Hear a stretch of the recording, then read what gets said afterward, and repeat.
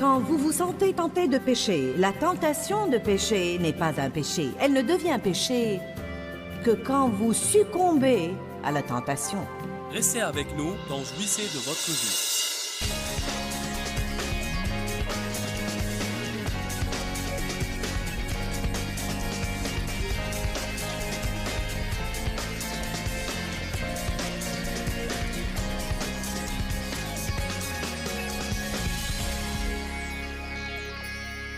Je crois que nous devons comprendre la tentation.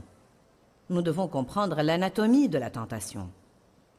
Nous devons savoir lui résister agressivement et nous rendre compte que ce n'est qu'en comprenant la tentation et en lui résistant agressivement que nous pouvons avoir une longueur d'avance sur le diable. La première chose que je veux vous dire et que je pense être importante, quand vous expérimentez la tentation de péché n'est pas un péché. Je vais le dire à nouveau car je pense que beaucoup de gens pensent qu'ils sont affreux, horribles et misérables parce qu'ils se sentent tentés sur différents plans. Quand vous vous sentez tenté de pécher, la tentation de péché n'est pas un péché. Elle ne devient péché que quand vous succombez à la tentation. Dieu nous a donné le fruit de la maîtrise de soi. Donc, quand nous sommes tentés de faire de mauvaises choses, nous pouvons faire le bon choix et faire la bonne chose. Amen.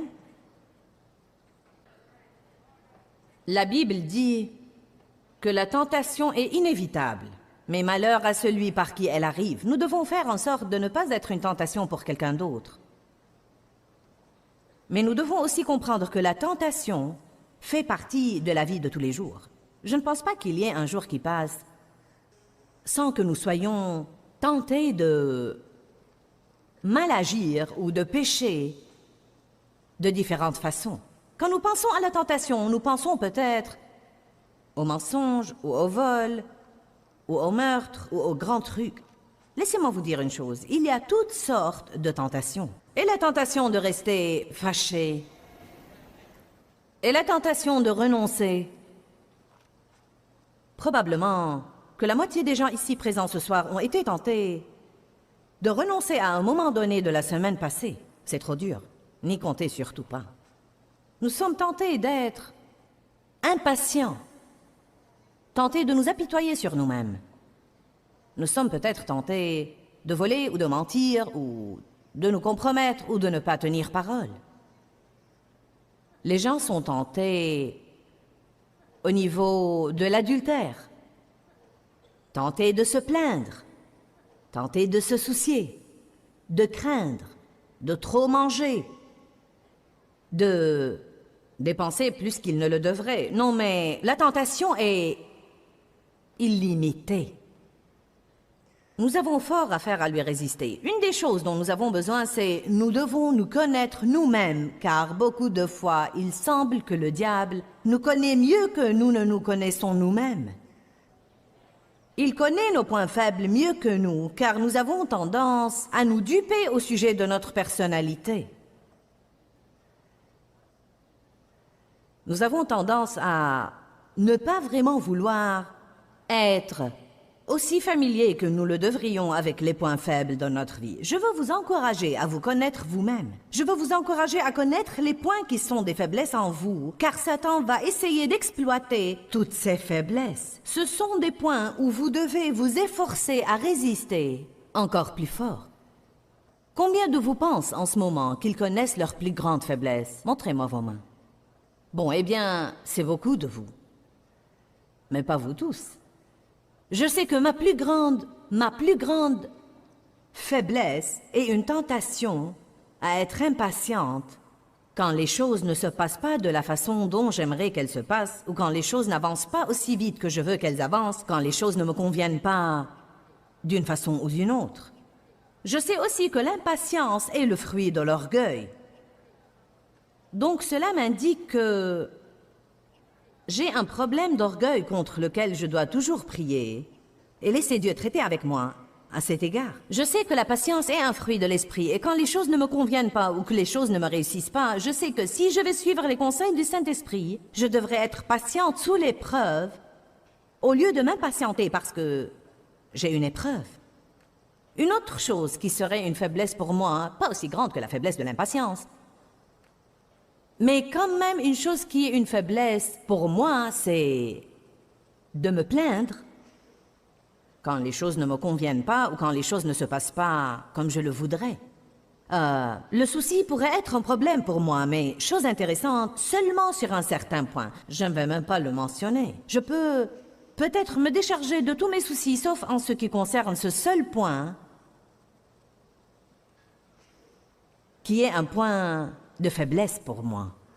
Je parlais à certaines personnes sur l'avion qui m'a amené ici. J'ai dit, je voudrais mener une enquête, et je me suis mise à parler à certaines personnes sur l'avion, certaines personnes qui voyagent avec nous. J'ai dit, je veux savoir quelle est votre plus grande tentation. Alors, ils ont dit des choses différentes. Quelqu'un a dit l'apitoiement sur soi. Un autre a dit les plaintes. Un autre a dit trop manger. Nous avons tous des points faibles avec lesquels nous devons être familiers afin de pouvoir prier à cet égard. Dans la prière modèle, quand Jésus nous a appris à prier, la prière dit « Ne nous induis pas en tentation, mais délivre-nous du malin ». Ce qui est intéressant, c'est que la Bible ne nous dit pas de prier pour ne pas être tenté. Elle dit « Priez quand vous êtes tentés afin que vous ne tombiez pas dans la tentation ». Je ne sais pas si ça vous dit ce que ça me dit, mais quand je l'ai d'abord lu depuis des années, c'était une vraie révélation pour moi car j'ai toujours pensé, si seulement le diable me laissait tranquille, si seulement il me laissait tranquille, si seulement je n'avais pas toutes ces tentations dans ma vie. Nous devons ouvrir les yeux et réaliser que c'est une façon de penser utopique. Ça ne va jamais être une réalité. Le diable ne va jamais nous laisser tranquille et nous allons toujours être tentés. Tant que nous sommes dans ce monde et tant que nous avons une chair, nous allons être tentés et tous les jours de notre vie, nous allons avoir à résister à la tentation. Je pense parfois que si nous affrontions la réalité, cela nous faciliterait beaucoup la tâche. Qui me comprend? Si nous cherchons quelque chose qui ne va jamais arriver, nous pouvons être très découragés et nous pouvons commencer à penser, eh bien, quel est donc mon problème? Je crois qu'il y a des choses que les gens auront peut-être à affronter toute leur vie. À titre d'exemple, j'ai été élevée dans une atmosphère qui était dysfonctionnelle, pour ne pas dire plus, et beaucoup de peur. C'était plein d'alcoolisme, colère et violence et abus sexuels. Beaucoup de peur, vraiment beaucoup de peur. Et j'aurais peut-être à résister au sentiment d'avoir peur toute ma vie, peut-être plus que quelqu'un d'autre qui n'a pas été élevé de la façon dont j'étais élevé. Quand nous disons que nous surmontons une chose ou que nous avons été délivrés d'une chose, cela ne veut pas forcément dire que nous n'aurons jamais à lui résister ou à l'affronter à nouveau. Cela veut simplement dire que nous avons vu la vérité, que nous n'avons plus à être oppressés par cette chose ni à la tolérer. Allez. Je pense que c'est important de comprendre ça, car je crois que beaucoup de fois nous pensons que quelque chose ne va pas en nous et ce n'est vraiment pas le cas. La Bible dit dans Galates 5:1, « Demeurez donc ferme dans la liberté pour laquelle Jésus vous a affranchis, et ne vous laissez pas mettre de nouveau sous le joug de la servitude que vous avez une fois brisée. Restez donc ferme dans la liberté que le Christ vous a donnée, et ne vous laissez pas mettre de nouveau sous le joug de la servitude que vous avez une fois brisée. » En d'autres termes, vous avez peut-être l'impression que vous avez eu une vraie révélation en quelque chose et que vous avez été libéré à ce niveau. Mais ça ne veut pas dire que le diable ne reviendra jamais à nouveau pour essayer de vous tenter et de vous y entraîner. Cela ne veut pas dire que vous êtes des personnes horribles. Cela ne veut pas dire que vous n'avez pas été libérés. Cela veut dire que c'est un point dans votre vie où Satan va vous attaquer. Et vous devez simplement dire, vous savez quoi, le plus grand vit en moi et je peux résister à l'ennemi. J'ai en moi le fruit de l'esprit. Je vais prier et Dieu va m'aider. Je vais avoir la victoire à chaque fois. Vas-y diable, épuise-toi, mais je vais gagner.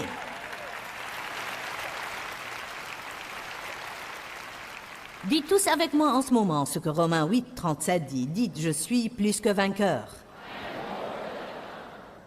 Dites, le plus grand vit en moi. Et j'ai déjà la victoire.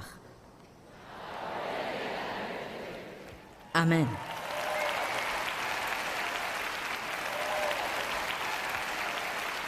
Allons à Luc chapitre 22.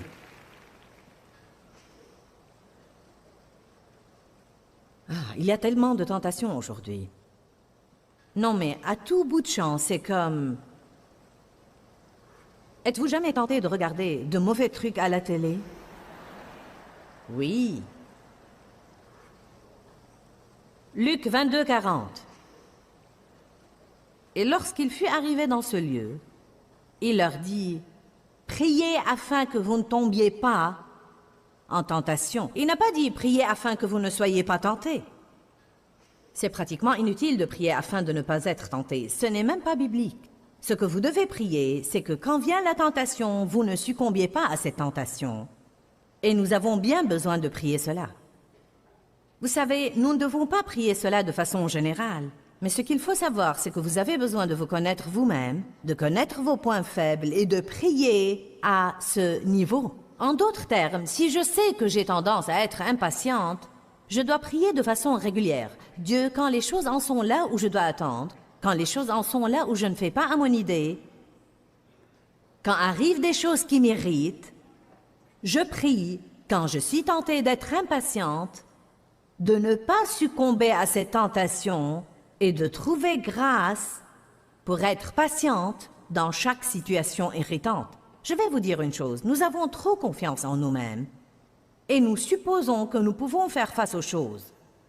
Mais au fond, nous devrions prier bien avant que les choses arrivent et ainsi nous n'aurions pas de problème.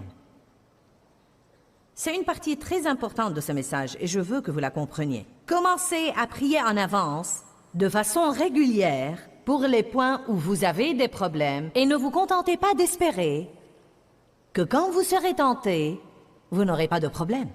Qu'arriverait-il si les gens priaient de façon régulière pour ne pas trop manger au repas? Qu'arriverait-il si les gens priaient de façon régulière pour pouvoir manger les choses de façon équilibrée et ne pas trop manger? Qu'arriverait-il si les gens qui ont mauvais caractère priaient de façon régulière? Dieu, donne-moi la grâce de ne pas me mettre en colère. Donne-moi la grâce, quand je suis tentée de m'emporter, de rester en paix. Je crois vraiment que c'est un des points les plus importants dans ce message que Dieu veut que les gens comprennent. Priez en avance. Priez de façon régulière pour vos points faibles. Et si vous le devez, priez pour ça toute votre vie.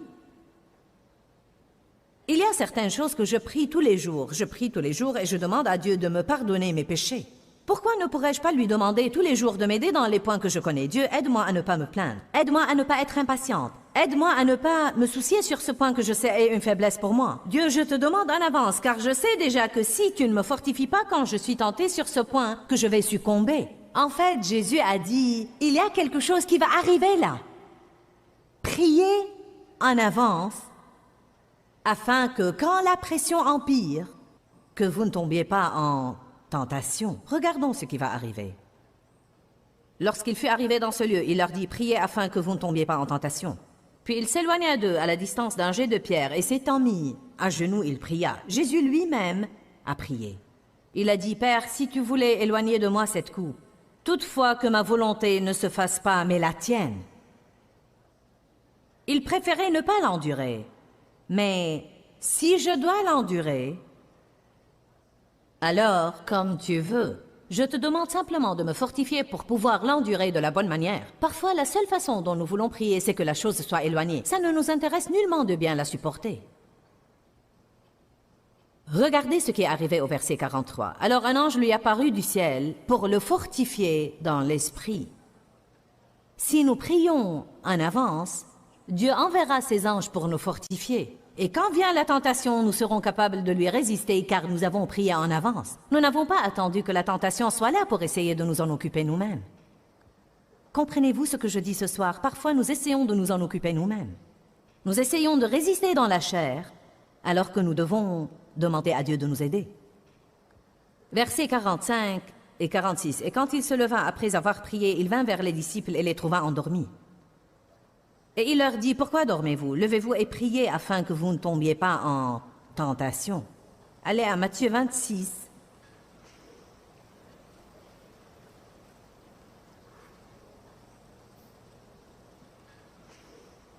Verset 41. Dites tous à voix haute, « Je dois prier. »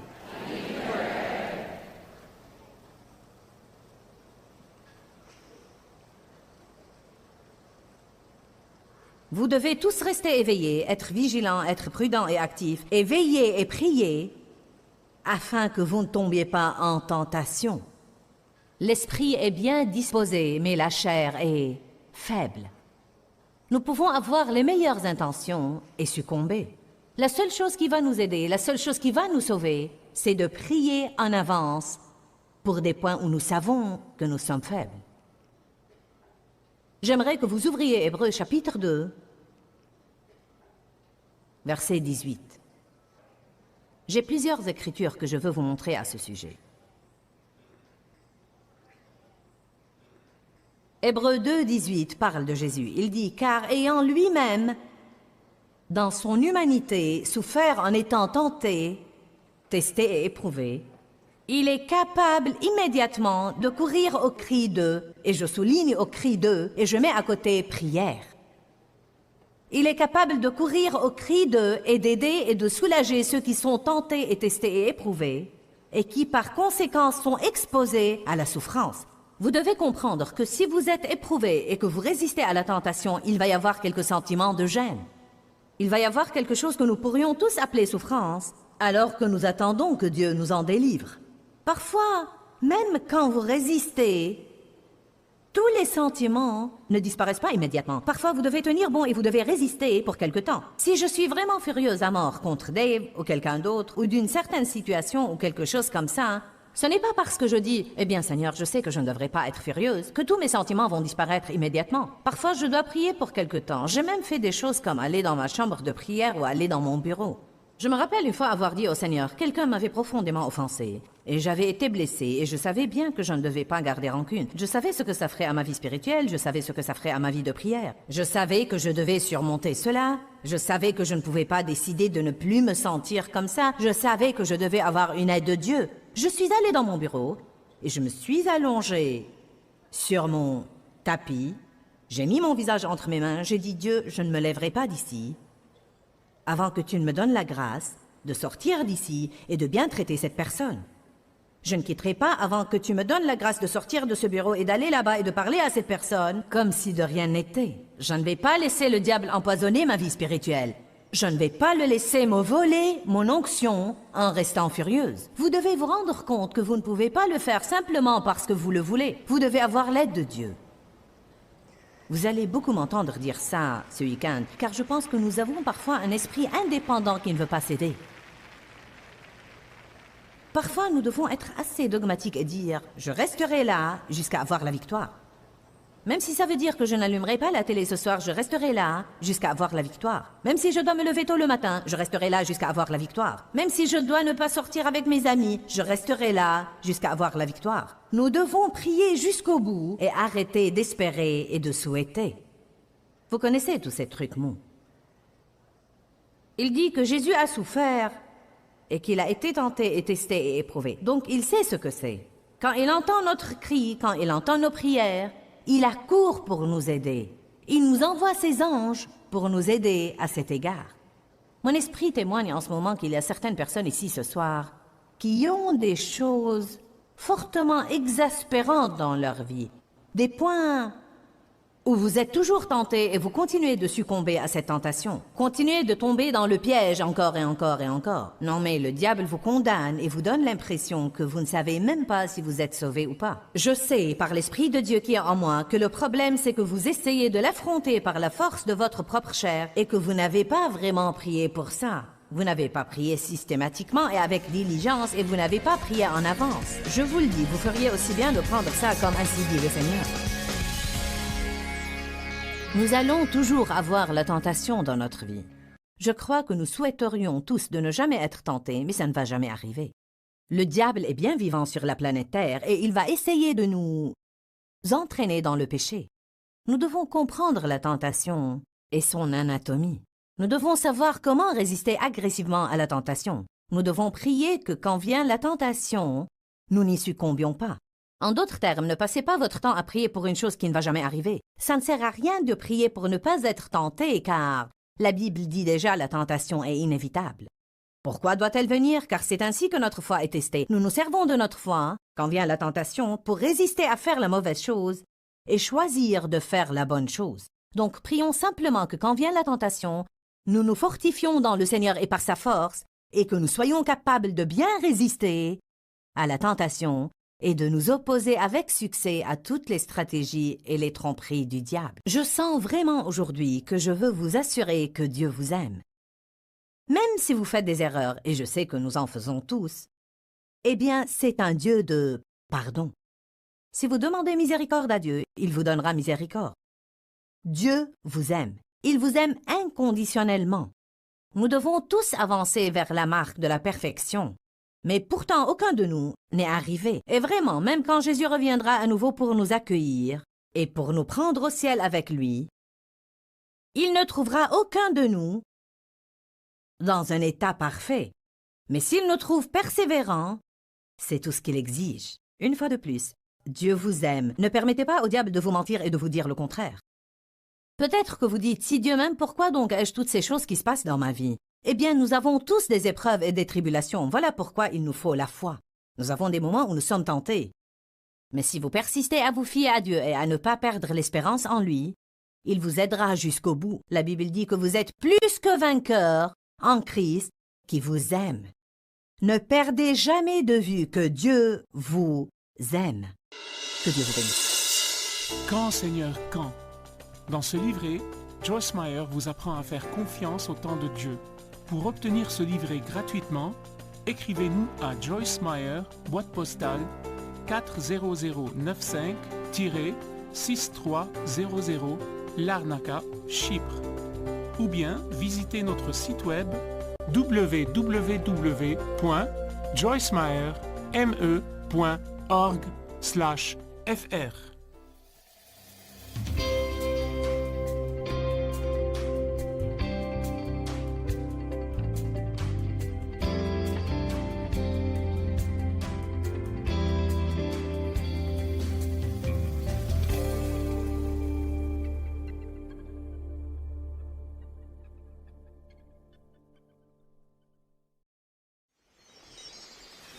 Nous ne savons jamais ce que nous savons vraiment avant d'être mis à l'épreuve.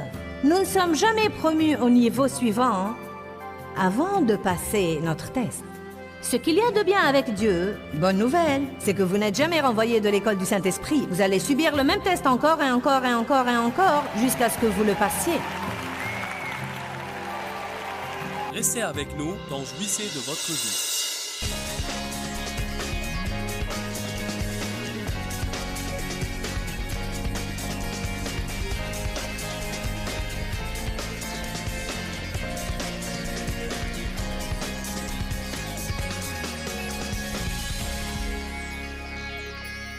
Dans Luc chapitre 4, verset 13, après que Jésus ait résisté au diable pour 40 jours, pendant un temps dans le désert, un temps de jeûne et de prière spécial, il dit au verset 13, quand le diable eut fini de le tenter de toutes les manières, un cycle complet de tentations. Et c'est intéressant pour moi, car parfois ces tentations viennent en cycle, en d'autres termes, il y a plus d'une chose. Ceci, ensuite ceci, ensuite ceci, et ceci, et ceci. Nous pouvons triompher 1, 2 ou 3 fois, mais l'ennemi espère que s'il persévère assez longtemps, nous succomberons. Le diable eut fini de le tenter de toutes les manières, le cycle complet de tentation. Il le quitta temporairement, c'est-à-dire s'éloigna de lui jusqu'à un moment plus favorable. Un des moments où Satan vient et essaye de nous tenter, de succomber à nos points faibles, c'est quand nous sommes trop fatigués, quand nous ne nous sommes pas assez reposés, quand nous avons travaillé trop dur, et même quand nous avons travaillé trop dur et que nous n'avons pas pris le temps de nous divertir, Quand nous donnons aux autres et nous perdons l'équilibre, nous n'avons pas pris le temps de faire quelque chose pour nous-mêmes. Un des moyens d'ouvrir une porte à Satan, c'est quand nous perdons l'équilibre. 1 Pierre 5,8 dit « Soyez bien équilibrés, car votre adversaire le diable rôde comme un lion rugissant, cherchant qui il dévorera. » Allons à Jacques chapitre 1 et voyons ce que la Bible dit des épreuves, des tentations et des tests et pourquoi nous devons les avoir et tous ces trucs. Jacques 1, verset 2. Regardez comme un sujet de joie complète les épreuves et les tentations auxquelles vous pouvez être exposés. Sachant que le test et l'épreuve de votre foi produisent l'endurance et la ténacité et la patience. Mais que l'endurance et la ténacité et la patience accomplissent parfaitement leur œuvre, afin que vous soyez parfaitement accomplis, exempts de tout défaut et ne manquant de rien. Regardez les versets 12 et 13. Béni, heureux et enviable l'homme qui supporte patiemment l'épreuve et qui résiste sous la tentation, car après avoir triomphé de l'épreuve, il recevra la couronne de vie du vainqueur que le Seigneur a promise à ceux qui l'aiment. Que nul ne dise quand il est tenté, c'est Dieu qui me tente, car Dieu ne peut être tenté de faire le mal et il ne tente lui-même personne. Mais chacun, faites attention, chacun est tenté quand il est attiré et séduit et amorcé par sa propre convoitise, désir et passion. Laissez-moi vous expliquer pourquoi nous devons avoir des épreuves et des tribulations dans notre vie. Il y a en fait une finalité bénéfique dans les épreuves et tribulations. Tout d'abord, les ennuis sont une tentation pour nous. Les gens sont loin d'être aussi tentés de mal agir au bon moment qu'ils ne le sont au moment difficile. Et en fait, beaucoup de choses qui arrivent dans notre vie sont simplement des tests. Tout simplement. Parfois, vous priez pour votre marche dans l'amour et Dieu met à vos côtés quelqu'un qui est difficile à vivre. Vous vous demandez, qu'est-ce qui se passe? Vous êtes loin de vous douter que vous l'aviez demandé dans la prière.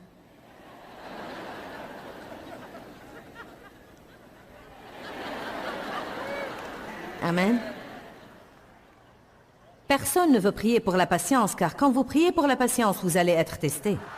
Nous sommes tous maintenant assez intelligents pour le comprendre. Autrefois, j'avais une série d'enseignements sur la patience sur ma table de cassette. Les gens disaient « Oh, vraiment, nous ne voulons pas acheter ça. Si nous achetons des cassettes sur la patience, nous allons avoir des ennuis. » Bien. Pourquoi cela?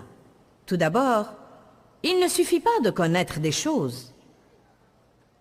Elles doivent être prouvées dans notre vie.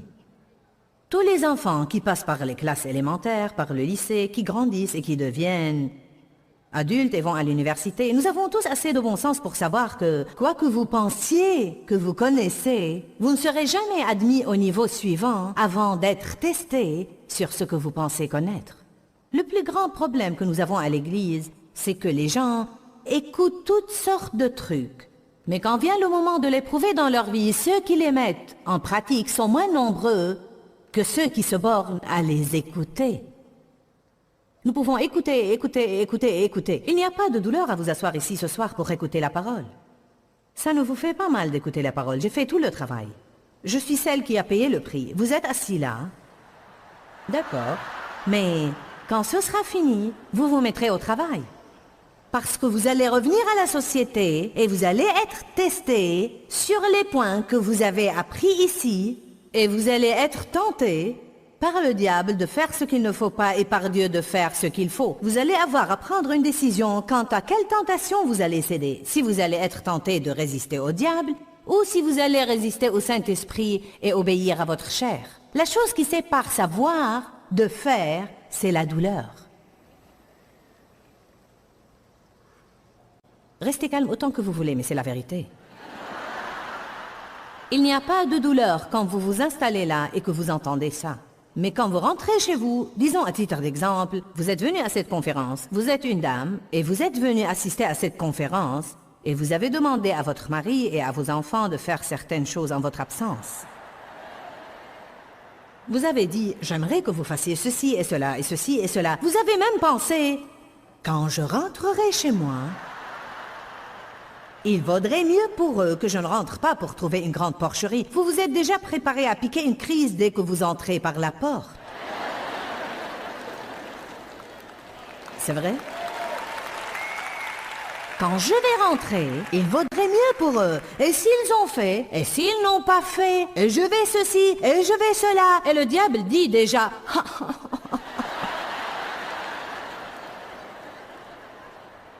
ce que vous devez faire, c'est prier à ce niveau. Seigneur, je prie qu'ils s'occupent de la maison et qu'ils fassent les choses que je leur ai demandées. Mais Seigneur, je prie aussi que quand j'arrive chez moi, si tout n'est pas comme je veux qu'il soit, de ne pas aller ruiner mon témoignage et les pousser à se demander pourquoi je suis jamais allée à cette conférence, puisque j'en suis revenue agissant comme une idiote.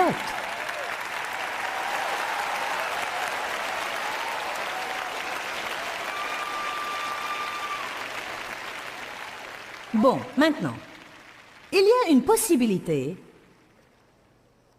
que bien que vous ayez prié et que vous vous êtes mis dans la tête que les choses doivent être d'une certaine façon, Dieu peut rester les bras croisés et ne pas laisser tout être exactement comme vous le voulez, car ça va être un test qu'il veut que vous passiez pour voir si vous êtes prêt maintenant à être promu au niveau suivant de bénédiction que vous avez demandé à Dieu. Nous ne savons jamais ce que nous savons vraiment avant d'être mis à l'épreuve. Nous ne sommes jamais promus au niveau suivant avant de passer notre test. Ce qu'il y a de bien avec Dieu, bonne nouvelle, c'est que vous n'êtes jamais renvoyé de l'école du Saint-Esprit. Vous allez subir le même test encore et encore et encore et encore jusqu'à ce que vous le passiez.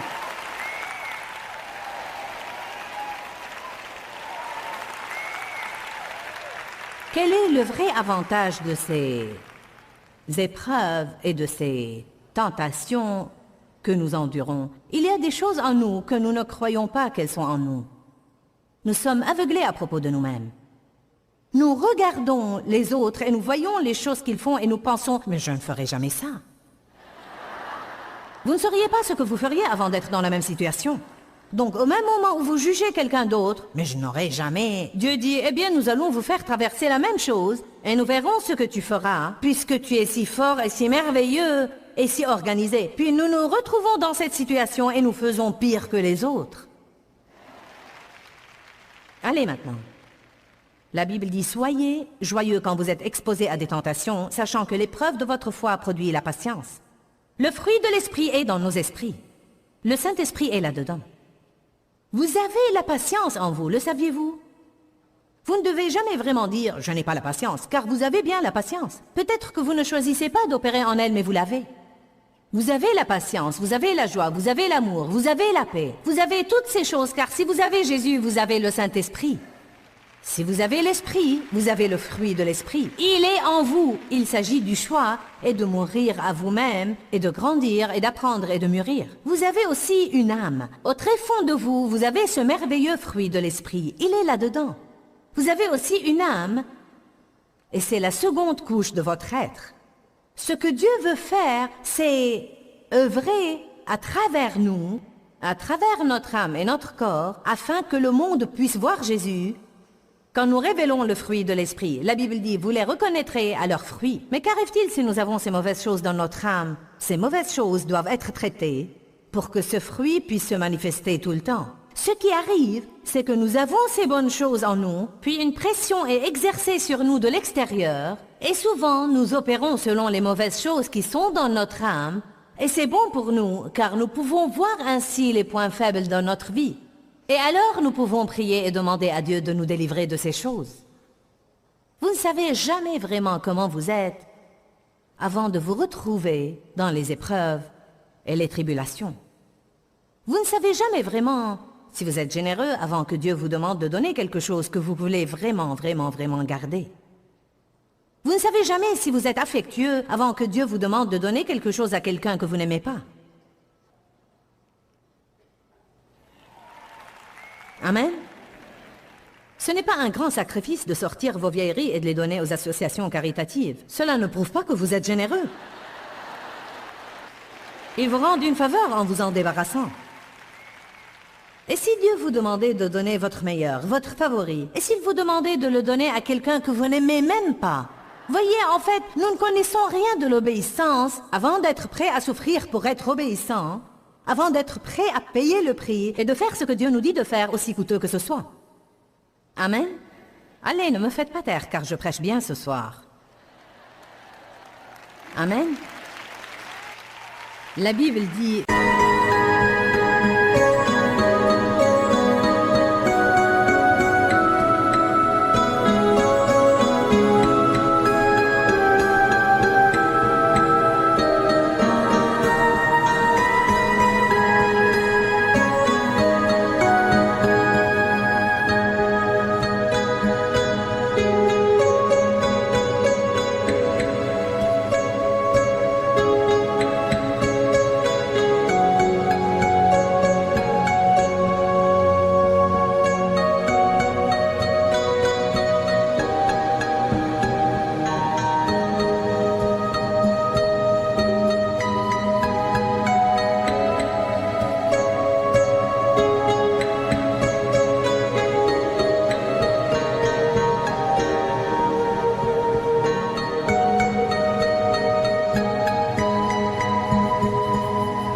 Que nul ne dise quand il est tenté, c'est Dieu qui me tente, car Dieu ne tente personne de faire le mal. Dieu nous permet de traverser des choses que nous aurions préféré ne pas traverser.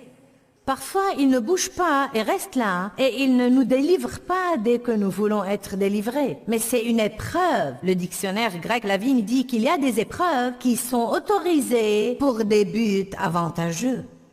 C'est très avantageux pour chacun de nous de voir les choses qui sont en lui, qui doivent être traitées, car tant que nous sommes aveuglés et que nous pensons que nous n'avons pas de problème sur ce point, nous ne pouvons même pas prier et nous accorder avec Dieu pour qu'il nous aide.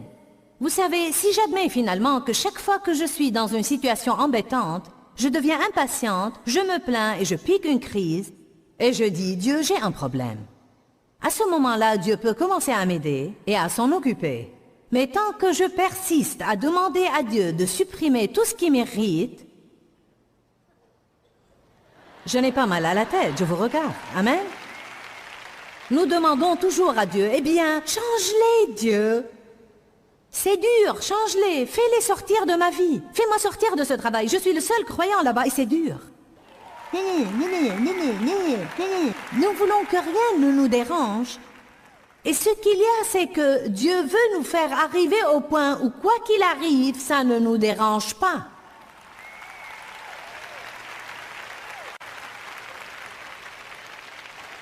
Alléluia.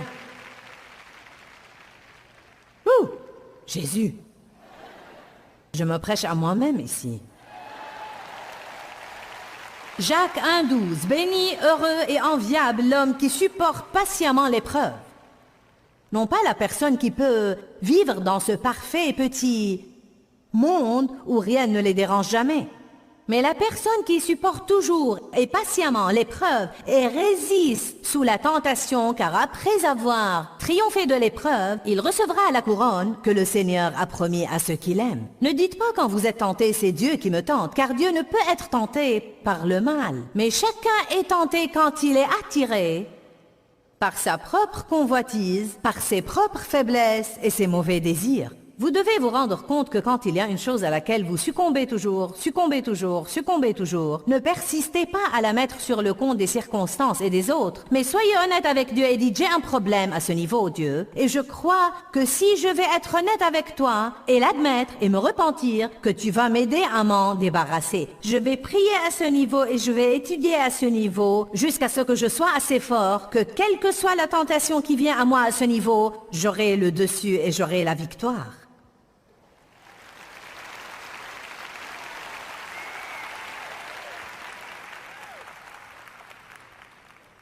Il y a des choses extraordinaires dans la Bible. Tout d'abord, nous avons trop confiance en nous-mêmes.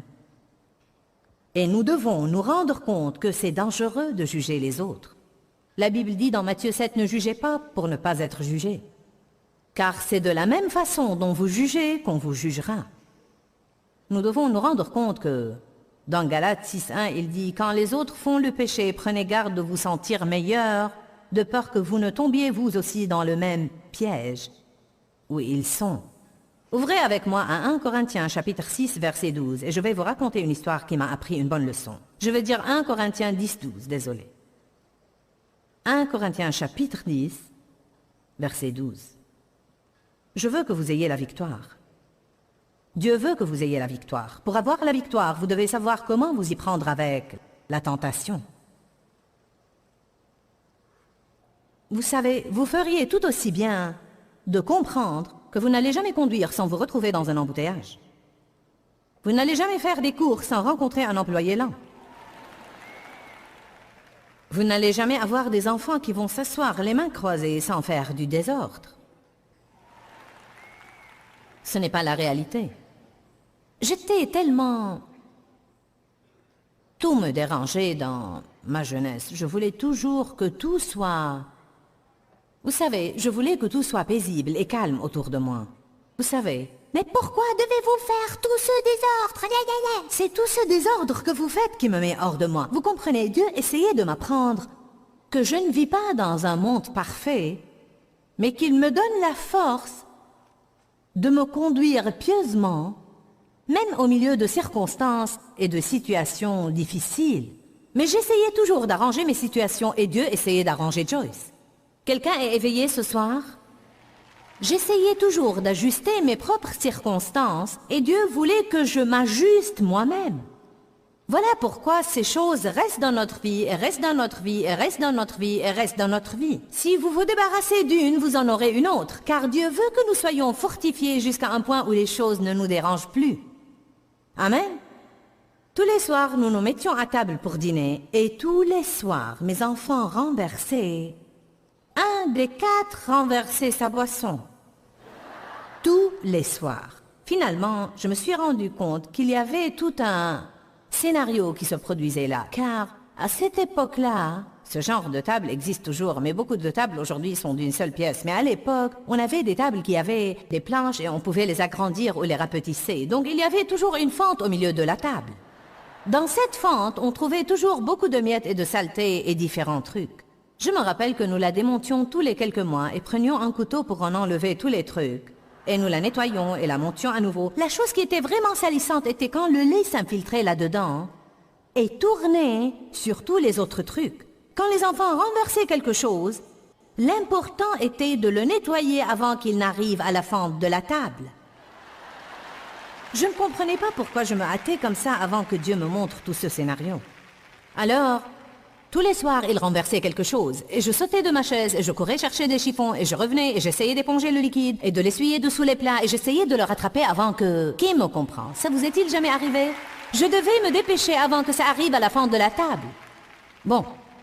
Et donc, un soir, je n'y suis pas arrivée, et le liquide coulait dans la fente, et coulait sur les pieds de la table. Et moi, j'étais sous la table...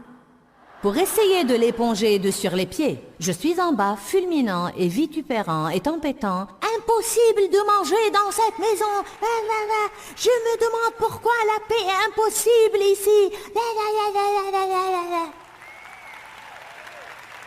Et les enfants commençaient à faire...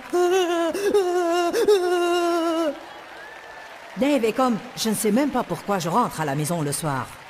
Je veux dire, toute la soirée était gâchée. Quelqu'un reconnaît la scène que je décris?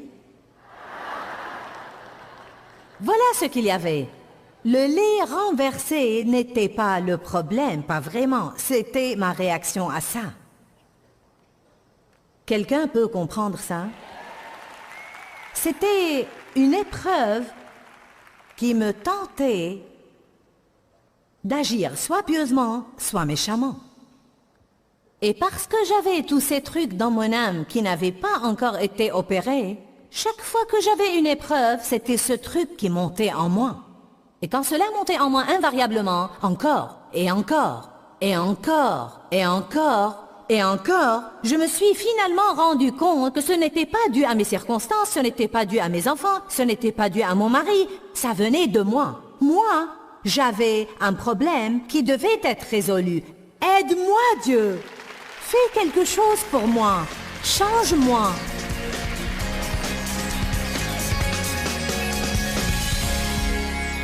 Nous allons toujours avoir la tentation dans notre vie. Je crois que nous souhaiterions tous de ne jamais être tentés, mais ça ne va jamais arriver. Le diable est bien vivant sur la planète Terre et il va essayer de nous entraîner dans le péché. Nous devons comprendre la tentation et son anatomie. Nous devons savoir comment résister agressivement à la tentation. Nous devons prier que quand vient la tentation, nous n'y succombions pas. En d'autres termes, ne passez pas votre temps à prier pour une chose qui ne va jamais arriver. Ça ne sert à rien de prier pour ne pas être tenté, car la Bible dit déjà la tentation est inévitable. Pourquoi doit-elle venir? Car c'est ainsi que notre foi est testée. Nous nous servons de notre foi, quand vient la tentation, pour résister à faire la mauvaise chose et choisir de faire la bonne chose. Donc prions simplement que quand vient la tentation, nous nous fortifions dans le Seigneur et par sa force, et que nous soyons capables de bien résister à la tentation et de nous opposer avec succès à toutes les stratégies et les tromperies du diable. Je sens vraiment aujourd'hui que je veux vous assurer que Dieu vous aime. Même si vous faites des erreurs, et je sais que nous en faisons tous, eh bien, c'est un Dieu de pardon. Si vous demandez miséricorde à Dieu, il vous donnera miséricorde. Dieu vous aime. Il vous aime inconditionnellement. Nous devons tous avancer vers la marque de la perfection.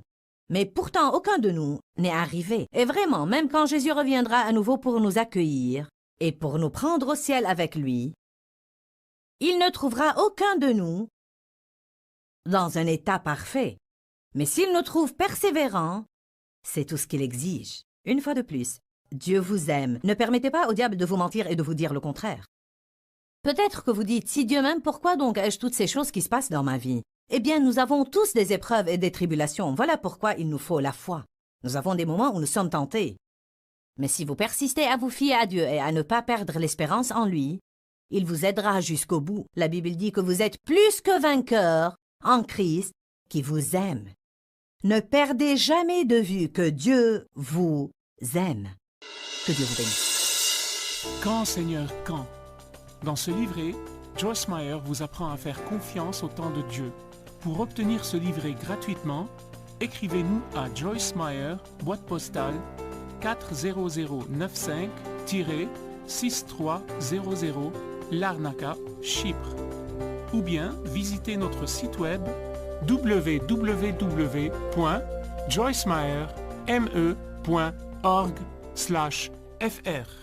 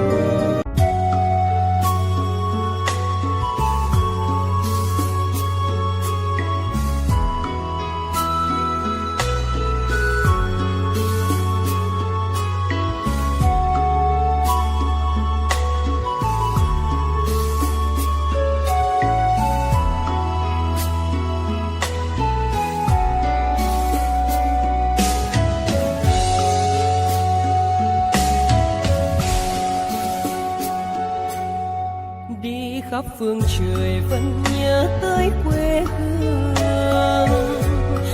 Người về đây thăm làng trù quê mẹ và làng sen quê cha, xúc động bồi hồi người rơi giọt lệ.